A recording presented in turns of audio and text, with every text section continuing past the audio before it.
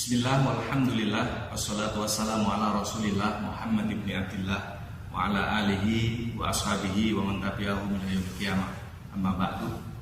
Ikhwan wa akhwat fillah, kaum muslimin muslimat yang dirahmati oleh Allah Subhanahu wa taala, bersama acara Nafas Dakwah Ramadan Mushola Al-Hidayah 1441 Hijriah. Kali ini kita akan bersama-sama membahas terkait dengan pemulasaraan jenazah beresiko terkait dengan korban COVID-19 ini. Oleh karenanya yang perlu kita ketahui bahwa Allah Subhanahu wa taala berfirman dalam surat Al-Isra ayat 70, A'udzubillahi minasyaitonirrajim. Bismillahirrahmanirrahim. Walaqad karramna bani Adama wa hamalnahum fil barri wal bahri wa razaqnahum minat thayyibat wa faddalnahum ala katsirin mimman khalaqna tafdila. Di mana Allah jelaskan bahwa kami telah muliakan anak cucu Adam dan kami angkut mereka di daratan dan di lautan, dan kami berikan rezeki dari yang baik-baik, dan kami sempurnakan ciptaannya dengan sempurna, mengalahkan atas ciptaan kami yang lain. Ikhwan wa akhwat fillah yang dirahmati oleh Allah Subhanahu wa taala, salah satu bentuk manusia dalam makhluk yang dimuliakan adalah tajziyul mayit. Tidak hanya semasa hidupnya saja, tetapi ketika sudah wafat, ketika sudah meninggal, harus diperlakukan yang lebih dibandingkan dengan makhluk-makhluk yang lain, yaitu dimandikan, dikafankan, disolatkan, dan dikuburkan.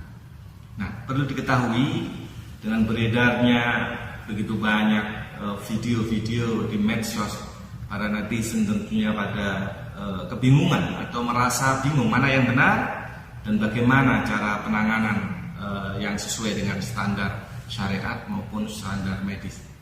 Nah, baiklah, pertama yang perlu kita ketahui bahwa ketika ada seseorang yang terindikasi COVID-19 dan meninggal dunia, maka ada penanganan khusus. Tidak sama seperti ketika menangani jenazah yang biasa, yang meninggal karena usia, meninggal karena sakit, bukan COVID-19. Nah, pertama yang harus kita lakukan, yang kita ketahui adalah virus atau penyakit apapun yang berada di tubuh jenazah itu akan mati dengan sendirinya ketika melewati masa 8 jam dari kematiannya. Nah, selama masih di bawah 8 jam dari kematian seseorang, maka perlu tindakan. Yang pertama adalah kita siram dengan larutan klorin. Larutan klorin ini bisa campuran antara Bayclean, maaf menyebut merek ini, tapi memang itu yang dipakai. Bayclean dicampur dengan air atau kaporit dicampur dengan air. Tentu ada ukuran tersendiri yang perlu ada tindak lanjut dalam penanganan ini untuk mengetahui lebih detail lagi. Tapi secara singkat bahwa kita harus siram dengan larutan klorin untuk mematikan bakteri atau virus yang ada dalam tubuh jenazah. Nah, setelah itu maka itu kan kalau memungkinkan untuk dimandikan. Ini yang perlu kita ketahui, karena kemarin dalam video-video yang beredar bahwa korban COVID-19 ini jenazahnya ditayamumkan, artinya tidak dimandikan. Nah, karena dalam kitab fikih Tuhfatul Muhtaj, Al-Imam Ibnu Hajar Al-Haytami menjelaskan di sana bahwa ketika dikhawatirkan jenazah itu terkelupas kulitnya, atau khawatir racun yang ada dalam tubuh jenazah itu menular kepada yang hidup, maka tidak harus dimandikan, tetapi ditayamumkan, karena demi kehati-hatian tersebut. Maka yang beredar korban COVID-19 ini adalah ditayamumkan. Nah, tentunya yang mentayamumkan tidak harus dokter kalau kita mengetahui tata caranya. Ya, di samping kita menggunakan APD, alat pelindung diri atau universal precaution-nya, sebagaimana yang kita telah lihat, maka tidak masalah kita menanganinya sendiri. Nah, kemudian ketika dikafankan sebagai seorang muslim, kenapa di sana ada lapisan dari plastik? Karena plastik ini adalah untuk menahan cairan yang dimungkinkan keluar dari jenazah, sehingga tidak mengotori kain kafan. Yang pertama secara syariat. Yang kedua juga cairan tersebut tidak keluar kemudian bisa memasuki tubuh yang masih hidup yang mengurus jenazah, entah itu dokter, entah itu amil jenazah, entah itu keluarganya ketika mengangkat itu jenazah, maka dikasihlah plastik sehingga lebih steril dari sebelumnya. Itulah fungsinya plastik. Begitu juga ketika jenazah, kenapa ada yang diberikan kain kapas atau dikapasin hidung, telinga, hidung dan mulut. Ini adalah fungsinya untuk menahan bila mana cairan yang dari tubuh jenazah ini keluar. Perlu diketahui bahwa orang yang meninggal dunia itu setelah 2 jam dari kematiannya itu memulai pembusukan. Yang paling pertama membusuk adalah perut. Apalagi yang memiliki riwayat penyakit yang kronis sehingga tidak sampai 1-2 jam itu sudah mulai membusuk. Kelihatannya mulus, tetapi ketika digerakkan, ketika mau diangkat untuk di tempat pemandian ini biasanya dari hidung, dari mulut ini keluar cairan, minimal darah biasanya yang keluar. Ini yang harus kita ketahui. Dan bahayanya cairan dari tubuh jenazah ketika yakini bahwa jenazah itu memiliki penyakit yang menular, ini bisa menularkan penyakitnya melalui masuknya cairan tersebut kepada orang yang hidup, memiliki luka atau cipratan airnya ke mata, ke mulut, ke hidung dan lain sebagainya. Nah, terlebih ini adalah COVID-19 ini sangat bahaya sekali. Ikhwan wa'afadillah, kaum muslimin muslimat yang dirahmati oleh Allah Subhanahu wa taala.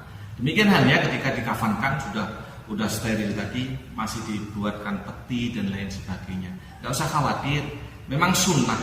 Sunnah itu kan jika dilakukan, dikerjakan dapat pahala, jika ditinggal tidak berdosa. Nah, dimasukkan peti pun sebagaimana yang video yang beredar itu kan dimiringkan sebagai seorang muslim, bukan terlentang. Karena sunnahnya memang miring. Makanya di dalam peti dimiringkan, setelah dimiringkan kemudian lagi ditutup lagi, kemudian lapisin lagi dengan plastik. Ini juga sebagai bentuk usaha ikhtiar, jangan sampai menularkan kepada yang hidup. Nah, setelah sedemikian rupa sterilnya penanganan jenazah, maka tidak perlu lagi ada rasa ketakutan bagi warga masyarakat. Karena banyak beredar juga video bahwa penolakan di berbagai daerah terkait dengan jenazah COVID-19 ini. Padahal secara keselamatan sudah luar biasa.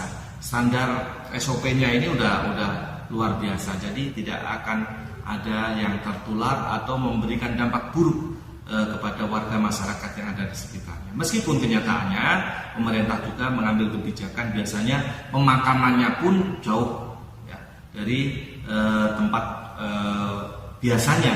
Tetapi itu bukan berarti punya nilai negatif, tidak. Sama sebetulnya. Seperti jenazah-jenazah lainnya, ketika sudah meninggal ya sudah, apalagi penanganannya lebih hebat lagi.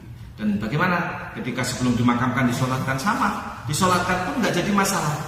Ya, bahwa di kedokteran juga, di rumah sakit pun disolatkan oleh tim medik.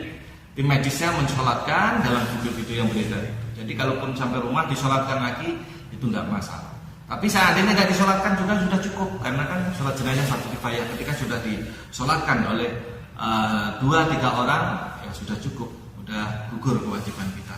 Itulah mungkin penanganan pemulasaraan jenazah berpenyakit menular dan berisiko COVID-19, supaya warga masyarakat mengetahui tidak ada lagi perlu kekhawatiran, ketakutan atau merasa tidak aman dengan meninggalnya tetangga saudara kita yang ada di lingkungan kita. Dan jangan sampai ada lagi terjadi kita sebagai seorang muslim mengucilkan keluarga jenazah atau keluarga mayit karena merasa berbahaya buat kehidupan kita. Semua Allah yang menentukan. Percaya dengan kekuasaan Allah melalui ikhtiar kita yang menjadi penentu keselamatan fid dini wad dunya wal akhirah. Demikian, mudah-mudahan bermanfaat. Mohon maaf bila mana ada kesalahan khilafan. Hadanallahu wa iyyakum ajma'in wallahul muwaffiq ila aqwamit thoriq. Wal afu minkum. Wassalamualaikum warahmatullahi wabarakatuh.